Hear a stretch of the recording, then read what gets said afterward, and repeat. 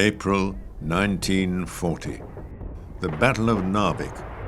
Britain's aim, the occupation of this North Norwegian port to interdict its vital role in the supply of iron ore. But by the end of the offensive, 2 months later, the British Army's campaign has failed. Not the Royal Navy's, however. In a series of battles, the RN sinks 10 German destroyers, nearly half of all these valuable ships in the Kriegsmarine's line of battle, key to any plan for the invasion of Britain. A shattering blow for the modern but small Nazi surface fleet, from which it never recovered. But it might have. After the fall of France later that same year, the ships of the French fleet, many of them state-of-the-art warships, made a tempting prospect for the Kriegsmarine. At a stroke, Germany might find a way to make up losses by cherry-picking the Marine Nationale, and the most tempting prospect of all had to be the Force de Raid, the elite strike force of France's powerful navy. The Force de Raid was the cutting edge of the French Navy at the beginning of the Second World War. It consisted of the two newest capital ships, Dunkirk and Strasbourg, the newest cruisers, the newest contre-torpilleurs, the super destroyers. It was a very powerful force indeed, manned, I suppose, with getting on, at a rough estimate of getting on for about 10,000 people if you account all the people in the force. It didn't always stay together all the time, but it was a very important asset used paradoxically, as it was known as the raiding force, largely as a counter-raiding force, as a counter to the movements of the German surface raiders. And in that job it worked in very close cooperation with British warships. So much so, in fact, that ironically, the British battlecruiser Hood became very close to the French battleship / battlecruiser Dunkirk. They had a very close relationship. And sometimes, in fact, British ships operated under the command of the Force de Raid in what we now call a combined force. So the Force de Raid was the major cutting edge of the French Navy at the time, of the French Navy's surface fleet. In July 1940, this cutting edge was in its sheath, the naval base of Mers-el-Kébir, near Oran, in the French colony of Algeria. Its very existence after the occupation of France was the stuff of nightmares for British naval planners. What if the Axis seized and manned these ships? The naval threat to Britain would surge overnight, and keep on surging.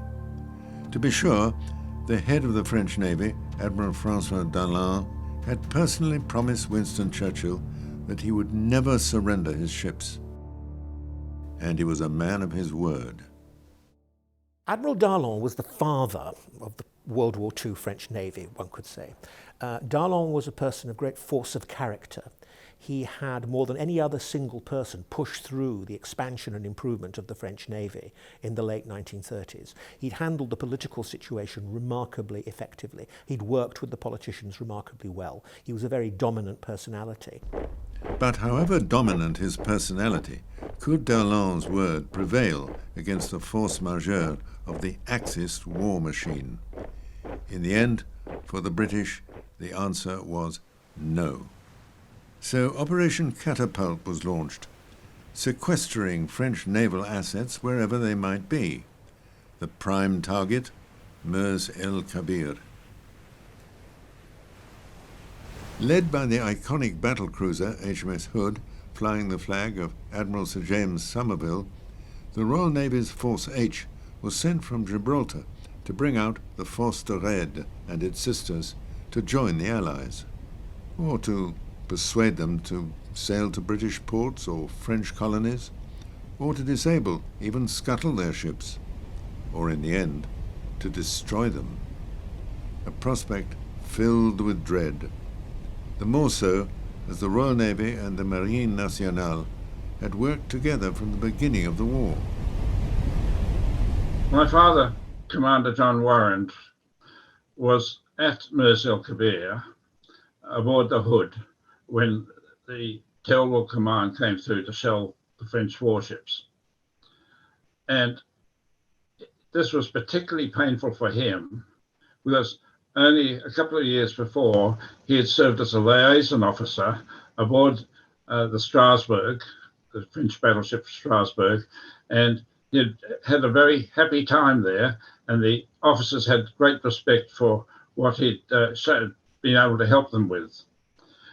As such, when he left the Strasbourg, they presented him with this medal, the Strasbourg medal, which I hold up to show you. And it's been a very prized possession of mine for many, many years. They were our friends. I mean, Admiral Genzel, who was the commander of the French ship, had been a good friend and had been conducting exercises right up until May of that year. It all happened when France fell. To be honest with you, it was a political thing. The Navy are given instructions and they have to obey them. And Churchill, in all his wisdom, thought that was the thing to do. They had all the options, as you know, and it had to be done. Hitler said he wouldn't use them, and you couldn't believe a word of that. Force H lead ships had a formidable range of firepower. Along with HMS Hood as the Force flagship, H could boast 2 battleships, HMS Valiant and HMS Resolution, with the carrier Ark Royal providing air power and air cover. Cruisers and destroyers escorted the capital ships. But the lead French warships at Mers-el-Kébir, commanded by Admiral Genzel, also presented a strong force profile. Dunkirk and Strasbourg of the Force de Raid were modern and formidable battleships, backed by Provence and Bretagne, First World War battleships, and an array of escorts. But the French were trapped in harbour, and Force H wasn't. For André Jaffray and his Bretagne shipmates, though, on a march ashore as Force H came in sight, the arrival of the British was cause for rejoicing. Puis on marchait, puis on était jeunes, on était heureux. Tu vois. Et puis on longeait la côte, en général, on allait vers Ein-el-Turk. Oh, ça se situait à 5-6 km. C'est agréable, on voyait la mer, tout ça. Et puis, je me rappelle toujours le capitaine qui nous conduisait, bien sûr. Il insistait et regardait souvent vers le large. Nous, on suivait. Et puis, à un moment donné, il s'arrête, commande halte, il prend ses jumelles. Et il y avait des bateaux qui pointaient au large, à la ligne d'horizon. Mais on ne pouvait pas les identifier, on ignorait. Et alors tous, alors il y a déjà des Anglais qui arrivent. Le capitaine, il dit, oui, ce sont les Anglais, ils viennent vers nous. Oh, tout le monde se met content à sauter de joie. Oh, mais ça y est, on continue la guerre avec nos alliés, les Anglais. Oh, c'est bien. Oh. On ignorait tout de ce qui allait se passer, bien sûr. What was about to happen had the looming inevitability of tragedy.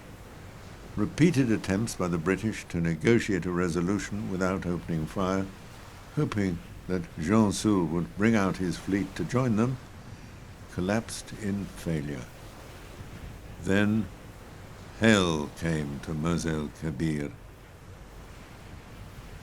Et puis alors, dans la soirée, vers 5 heures, je sais pas là, un silence, et puis tout d'un coup, une salve.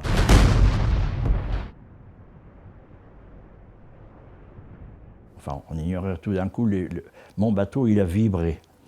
Une salve d'artillerie, et la salve est tombée sur la digue de Mers-el-Kébir. Touché, quoi. Et une deuxième salve. Ah, ça y est, on est foutu, quoi. Ils sont en train de nous tirer sur leur... Là, on entendait les gars avec les bandes de salauds, enfin, réaction normale. Après, poste de combat, chacun allait à son poste, mais on n'a pas eu beaucoup de temps. Hein. On n'a pas eu le temps beaucoup de réfléchir. Parce que les premières salves, tout de suite, sont tombées sous la digue, en même temps que sous la Bretagne.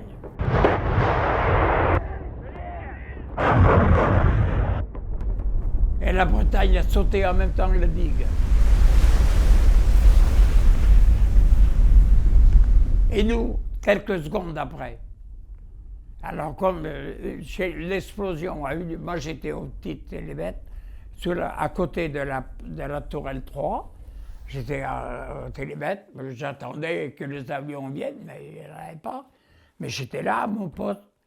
Et puis alors, d'un seul coup, j'ai entendu l'explosion. J'ai entendu, je ne me souviens pas, ça fait tellement de bruit qu'on n'entend pas. Seulement, j'ai aperçu tout de suite la ferraille qui sortait autour de moi.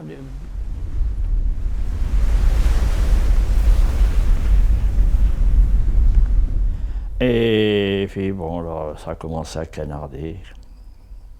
Et puis je vois toujours mon gars qui était à sa pièce, là, pointeur en direction. On l'appelait le Gaulois parce qu'il avait des grosses moustaches. Il regardait par l'interstice, vous savez, les pièces. Donc, voilà, une giclée de sang. Il a reçu, il a été décapité. Et moi, j'ai plein, vous voyez, un petit peu, c'est impensable. Un obus a traversé la coque, enfin, et a pénétré Casbah 13 où j'étais et a continué. Et il a explosé dans les soutes, mettant en flamme le mazout en flamme. Et alors, une fumée incroyable. Je vois encore, j'ai toujours en image le second maître de pièce, chef de pièce, paniqué, et il tournait en rond, et le pauvre, il est tombé dans le trou d'où s'échappaient des flammes, un brasier. Il ne pouvait plus respirer, pour quelle raison? Il avait mis son masque à gaz. L'image m'est revenue après. Il avait oublié d'enlever le bouchon du masque à gaz. Vous savez, il y a un petit bouchon. Allez, il étouffait, quoi. Alors, enfin bon, puis d'autres sont tombés également. Ça a été la bousculade. Et moi, j'étais là, en train de... Je vais cramer là, quoi. Je vais mourir là. Et que faire? Je suis descendu sur le pont, parce que j'étais sur le spar-deck, en haut. Je suis descendu sur le pont. J'ai eu le temps de regarder. Tout sautait, tout était en feu autour de moi. J'ai eu le temps de voir le commandant en second avec son porte-voix, sauf qu'il peut. Au porte-voix. Alors là, je n'ai pas hésité. Hop, j'ai passé par-dessus la barrière et puis j'ai sauté. J'ai sauté, mais tous ceux qui étaient plus à l'arrière que moi étaient morts. Ça fait que j'étais tout seul à sauter à l'eau. C'était ça le drame.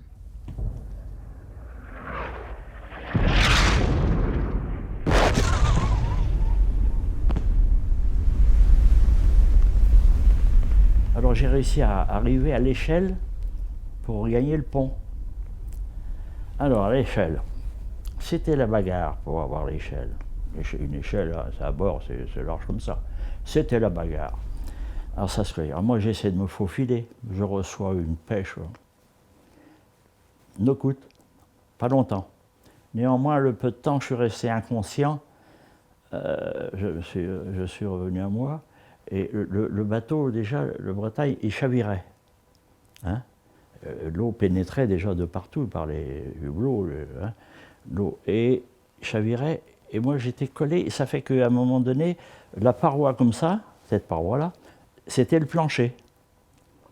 Alors je marchais sur le plancher et j'avais accès directement à l'échelle. Pour sortir, quoi. J'ai réussi à gagner la rambarde au bord. Et je regarde en bas et je voyais les gars, c'était vraiment une bassine à frites, quoi. C'est des frites dans... Ah oui, ils étaient en train de griller, cramer. Le cri atroce, atroce. Il y a des flashs qui me sont revenus longtemps après, mais que j'ai toujours en mémoire. Le bateau, il faisait comme ça, vous savez. Alors, à l'avant, ici, il y avait une drisse, quoi, avec le pavillon. Il y avait des gars qui étaient coincés là, qui ne savaient pas nager. Parce que malheureusement, dans la marine, surtout les réservistes qui étaient rappelés, ne savaient pas nager. Après, c'est une salle de 380 qui est tombée à proximité, pas loin de moi. Je me demande comment j'ai pu échapper. Elle est tombée. Elle m'a soulevé et je suis parti dans la gerbe. Je sais pas, comme dans un ascenseur. Et puis, autant, à redescendre autant. Alors là, là, je tourbillonnais avec la gerbe dans le fond de l'eau. Alors là, j'ai cru que c'était ma dernière heure. Là, je vous dis tout de suite, un dixième de seconde de plus, j'en pourrais plus. J'ouvrais la bouche et puis j'ai vu ma mère, j'ai vu tout. Enfin, épouvantable. Alors après, j'ai fait surface quand j'ai vu le ciel. Alors, bon, alors on continuait à nager vers la côte, vers la côte. D'un seul coup, j'ai vu le capitaine torpilleur sur un you-you, je ne sais pas comment on appelait ça, une petite embarcation là, avec un matelot, un gars de Groix, un inscrit maritime aussi, un ancien pêcheur de thon, un joueur d'accordéon. Et puis, il m'aperçoit, il aperçoit ma tête dans l'eau. Alors, il était signe. Alors, il monte. Mes mains faisaient ça du bord. Alors, ils ont mis l'aviron par le travers. Alors, ils m'ont pris par le travers et basculé dans le bateau. Alors, je suis tombé dans le bateau, bon, pas plus ou moins. Ah, mais toujours mon cerveau, hein. Toujours ma tête. Hein. Alors donc, j'ai sauté, puis je me suis laissé couler. Mais il fallait bien que je respire, alors je suis revenu en surface. Mais quand je suis revenu en surface, j'étais brûlé à chaque fois. C'était pas des grandes flammes, c'était des flamèches, tu sais. Hein? Ouais. Mais impressionnant. Alors donc... Là, je me suis laissé couler, je voyais entre deux eaux des cadavres. Là, Pearl Harbor, le film, là, il relate bien les images que j'ai vues entre deux eaux. Hein. Ouais. Les gars qui étaient noyés, quoi. Et puis, j'ai nagé, je sortais, il y a un ou deux qui ont essayé de m'attraper. Je me rappelle une poignée de main, mais tous mes cheveux sont restés avec, parce qu'ils étaient cramés, mes cheveux, brûlés. Et alors j'ai fait ça plusieurs fois, sortant, mais j'avais du mal. Et à un moment donné, quand même, je me suis trouvé dans une éclaircie, quoi, une nappe un peu éclaircie où l'eau était propre. Et là, j'ai réussi à mettre sur le dos et à faire la planche. La planche est sur le dos. Et j'ai vu le spectacle. Oh là là, je suis resté quelque temps là. Des gars qui sautaient encore, et puis les hurlements, maman, enfin... Et la Bretagne, tout d'un coup, a chaviré, puis la quille en l'air. Alors, il y avait des gars qui couraient sur la quille, qui venaient. Et à un endroit, je ne sais pas, il y a eu une explosion. Les gars, ils ont explosé, déchiqueté complètement, et les morceaux de viande me tombaient tout autour. De quoi? Ah ouais, ça, une image qui m'est restée toute la vie. Hein. Des bouts de bras, des vêtements, des trucs qu'on ne pouvait même pas identifier tellement c'était affreux, sanguignolant. Alors là, bon, et puis je me suis quand même retiré. Et puis alors, j'ai nagé vers la côte. La terre était assez loin, mais ça fait rien. Et il y avait une barcasse qui était là, chargée à bloc, excusez les termes, hein, chargée à bord, des marins, des blessés, tout ça. Et un gars avait la rame. Hein. Alors moi, je m'agrippe à la barre pour essayer d'aller à bord aussi. Le gars, il me dit, monte pas, autrement on coule. Après, j'ai réfléchi, c'est vrai. Et puis, il était menaçant. Hein. Et c'est vrai, l'eau était à ras-bord comme ça. Hein, terminé. Alors que faire? Je me suis laissé aider à aller. J'allais, puis je suis arrivé à l'arrière de la barcasse. Et derrière la barcasse, il y avait un bout avec un S, un crochet, quoi. Alors, je dis, quand même, je ne vais pas gêner. Hein, alors, je m'accroche au bout et on appelait ça la plaque à chien dans la marine. C'est une plaque métallique avec votre identité. Je m'accroche à ma plaque à chien. Sur ma plaque à chien, il y avait une médaille de Sainte Vierge, Sainte-Anne d'Auray, que ma grand-mère m'avait donnée avant de partir à la guerre. Alors je la regardais, je pleurais, je dis, oh, Sainte-Anne d'Auray, si tu veux faire quelque chose pour moi, je t'en supplie, hein, parce que là, je vais crever. Hein. Alors, je me suis accroché, Et puis de grade à micro. Et puis tout doucement, bien sûr, ça n'allait pas vite. La Terre était encore assez loin. Et puis bon, je me laisse, et puis j'étais à moitié somnolent. Alors c'est là, j'étais inconscient, c'est comme un cauchemar. Comme je l'ai dit tout à l'heure, je revoyais ma mère, mon père, ma petite sœur, et ma grand-mère. Ah, ça fait grand-mère. Et puis bon, et puis tout d'un coup, tac, ma chaîne a pété. Ah, j'ai dit, ça y est, foutu, quoi. Je vais couler, parce que... Et puis alors, je me laisse aller, je dis, tant pis, allez. Alors non, c'est vrai, hein. Et alors je me suis mis dans la position droite, vous savez, dans l'eau. Puis tout d'un coup, j'avais pied, et j'avais l'eau jusqu'au là. Et je dis, bon Dieu, mais j'ai pied. Donc si j'ai pied, c'est que je suis encore vivant. Alors bon, je marche. Bon, alors j'avançais toujours, et puis j'arrive, et puis alors la plage de Mers-el-Kébir, en fait, c'était des rochers, quoi, un peu part, des gros cailloux, quoi. J'arrive là, et puis n'en pouvant plus. Je m'affale. 1,297 officers and men of the Marine Nationale lost their lives in the attack on Mers-el-Kébir, which was briefly resumed by air. The battleship Strasbourg and 4 other ships had escaped, but the battleship Britannia was sunk with heavy loss of life, and 5 other ships of the fleet, including the battleships Dunkerque and Provence, lay aground and damaged.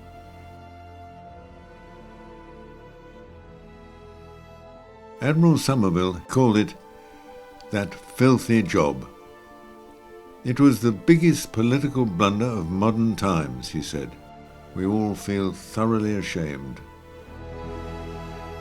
My grandfather absolutely loathed what he'd been asked to do. I mean, it went across almost every sort of code of seamanship, if you like, that there is. And actually, I think that comes out clearly in what other people have said. They've, other sailors in his ship said, we didn't want to do it, and our admiral didn't want to do it, because, the honour among people who are mariners is very, very strong.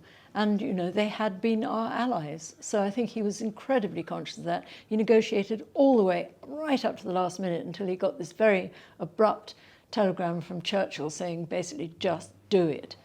And so he had to do it. But he wrote to his wife all the way through the war, wrote a letter every day. And I know those letters are very, very expressive of how awful he felt about having to do it, how full of anguish, pain, and upset he was about having to do it.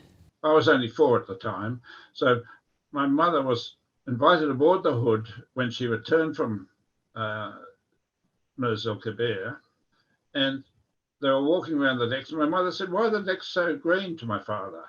And he said, well, the French used different dyes for different ships, and the ship that was firing on us, it was using a green dye. And the result is, this is from splashes from nearby shells falling in the water and throwing up great columns of water which splashed on the deck and which were coloured green.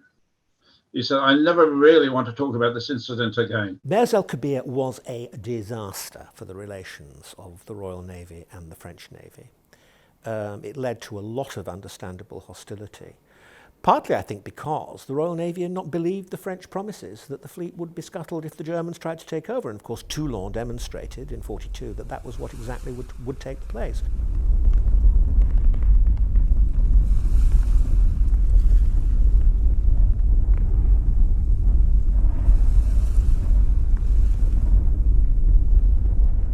It had very negative effects throughout. The only positive effect, it's often said, is that it showed the Americans, it showed Roosevelt, that the British were serious, that they would stop at nothing to survive. And also the Americans were quite worried about the fate of the French fleet as well. So the British neutralising the capital ships was very much in America's interest. And it was a part, although I think it can be overstated, but I think it was a part of the growing entente between Britain and the United States. This tragedy of nations still resonates.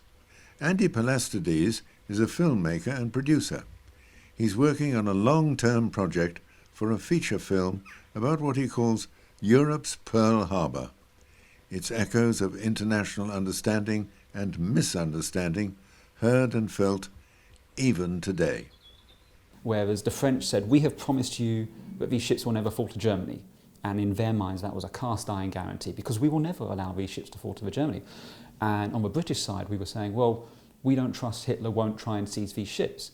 And history shows that we were both right. You know, Hitler did try to seize the ships, but the French ensured the ships didn't fall to Hitler. But because there was a lack of understanding of that particular nuance, and because there was a lack of trust, and because at the end of the day, this wasn't really about those ships in the harbour, this was about sending a message to the wider world, this happened. And I think what resonates is we see this in the world today. The world is not black and white. The world is filled with shades of grey, and you have to understand the nuances, and you have to dig a bit deeper than just they're the good guys, they're the bad guys. You know, everything happens for a reason. Try to understand it.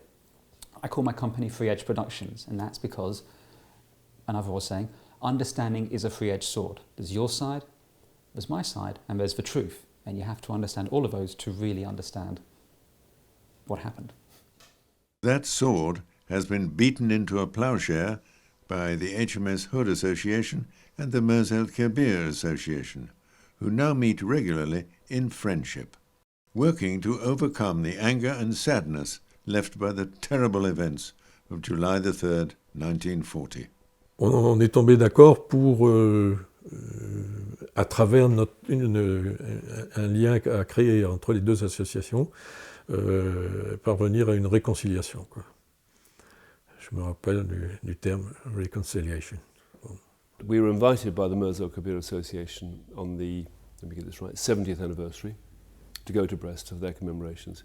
And we were given a fantastic welcome by members of the Mers-el-Kébir Association, including André Jaffre and other men who'd been there, and the families and so on, everyone associated with it, and those indeed who had lost loved ones there.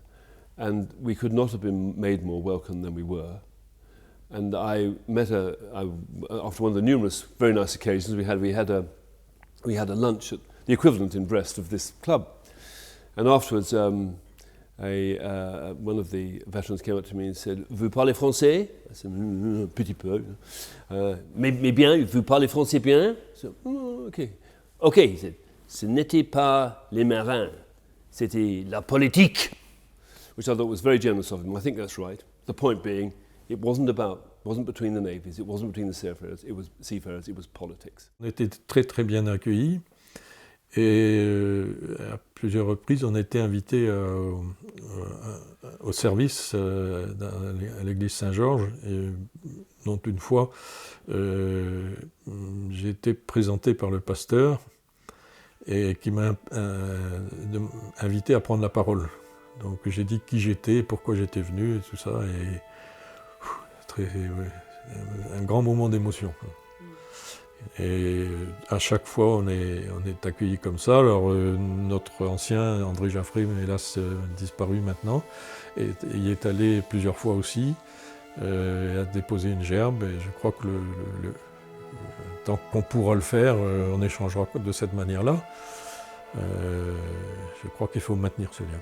You should respect these things, and particularly when, as in the case of Mers-el-Kébir, such a horrible blow has been suffered.